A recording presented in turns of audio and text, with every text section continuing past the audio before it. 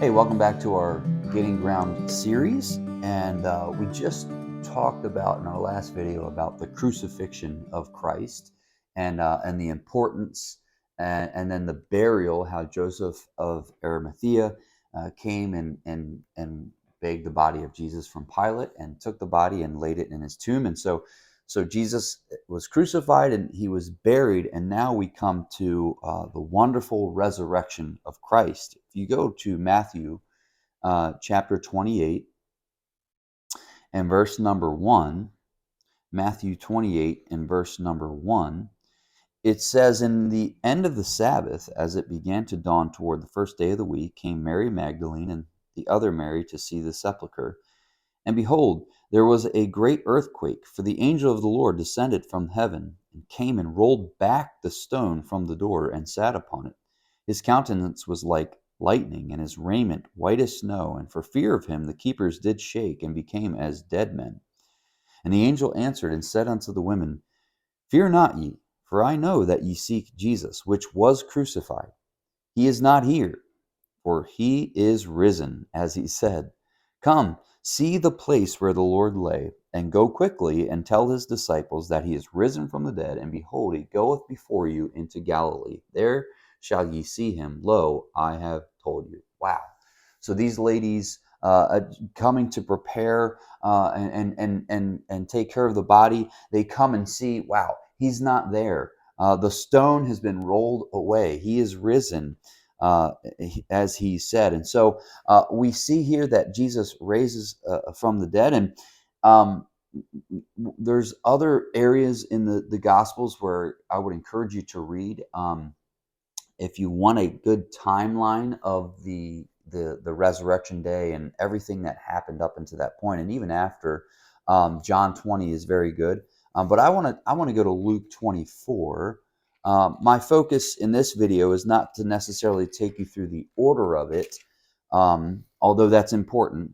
And just quickly, they go tell the disciples, and Peter outruns John, and then John outruns Peter, but Peter goes in the sepulcher and all of that.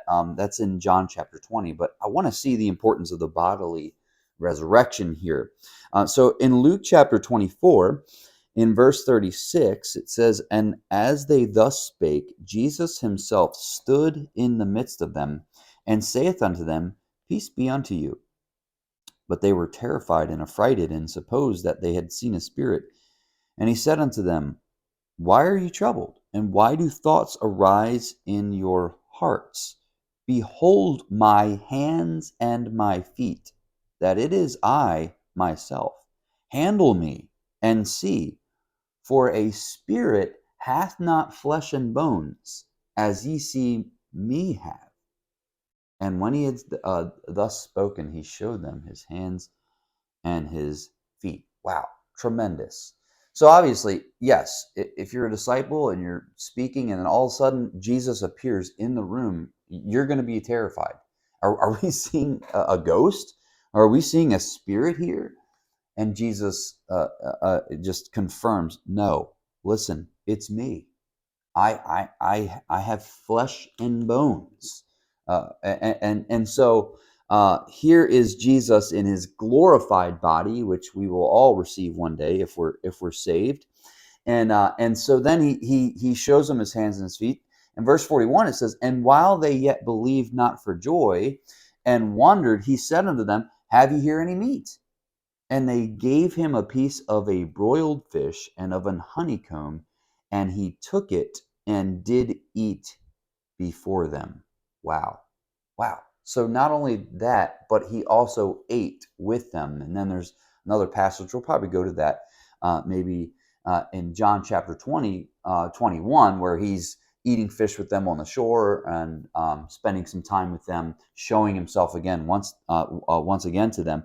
But man, it's really neat to see that it just wasn't a spiritual resurrection. He didn't come as this glowing spiritual being. No, it was Jesus himself in the flesh. I should say in the glorified flesh. I don't know how all of that works.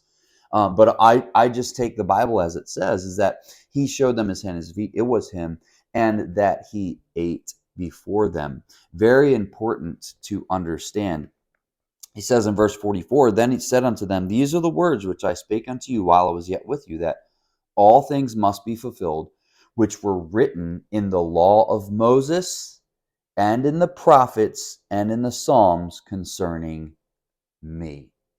And so he caps it off by saying, listen, it's all being fulfilled, which was written of me back in the Old Testament. Remember when we saw him in the Old Testament? Remember we saw him written when we saw some of the prophecies of him in the Old Testament concerning him. So again, I'm saying all this to help us understand. We have the death, burial, and resurrection of Christ now. And all of this is to fulfill that which was written about him in the prophets, in the law of Moses, in the Psalms. And so let's do that real quick. Let's go through some of these things. In Genesis chapter 3, we start in the law of Moses. Genesis 3, the first quote unquote prophecy, I guess you could say. I mean, we see Jesus even in creation, but really that plan of God in Genesis 3, verse 15. The first time we see this, it says, Genesis 3, verse 15, and I will put enmity between thee and the woman, and between thy seed and her seed. It shall bruise thy head, and thou shalt bruise his heel. So this serpent will bruise the head of Jesus, but he's going to bruise his heel. Or I'm sorry. It shall bruise the head of the serpent, but thou shalt bruise his heel. And speaking of that picture there of crucifixion, let's go to Isaiah. So we saw the law of Moses, and then in the prophets, Isaiah 53. Isaiah 53. Excuse me if I'm not explaining myself um, correctly, or I'm trying to hurry through this. I'm trying my best not to, but I also want to keep it short into one video here. Forgive me. Isaiah 53, verse 3 says, he is despised and rejected of men, a man of sorrows and acquainted with grief. And we hid, as it were, our faces from him. He was despised, and we esteemed him not. Surely he hath borne our griefs and carried our sorrows, yet we did esteem him stricken, smitten of God, and afflicted. But he was wounded for our transgressions, he was bruised for our iniquities. The chastisement of our peace was upon him, and with his stripes we are healed. All we like sheep have gone astray. We have turned every one to his own way, and the Lord hath laid on him the iniquity of us all. Wow. Remember we talked about last video when he said, my God, why hast thou forsaken me? That was at that point he laid on him the iniquity of us all. Wow. So we see the law of Moses. We see the prophets. Let's go to the Psalms concerning me, Jesus said. Psalm 22. Psalm 22. I had mentioned this last video, and we see this in the Psalms, some of the one of the sayings on the cross, Psalm 22, verse 1. My God, why hast thou forsaken me? Why art thou so far from helping me, and from the words of my roaring? Wow. And then verse 16, for dogs have compassed me, the assembly of the wicked have enclosed me. They pierced my hands and my feet. Wow. Wow. So the Psalms concerning him. And then Psalm 16. Psalm 16, our last verse here on this. It says in verse 8, I have set the Lord always before me, because he is at my right hand. I shall not be moved. Therefore my heart is glad, and my glory rejoiceth. My flesh also shall rest in hope.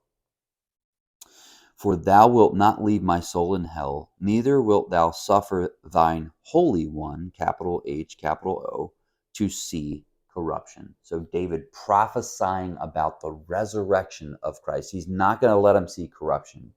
He's going to raise again from the dead. So there's the resurrection of Christ. Again, I would encourage you to just go to the end of each gospel and read those accounts to kind of get the timeline of those. But I wanted to focus more on that bodily resurrection, and also where he tells his disciples and shows them that he is fulfilling what was written in the law of Moses and in the prophets and the Psalms concerning him. So here's the whole thing summed up, that he died, he was buried, and raised again from the dead, and it's all because of that, what was written of him. And obviously, number one, to pay for the sins of the whole world, to give us the victory. And now we'll talk about his ascension, and now what Christ is doing for us today, his role today as intercessor for us. Again, this went a little bit over, but I had to pack a lot in there. And I hope that you're getting a lot out of this. We look forward to seeing you in our next video. Thank you.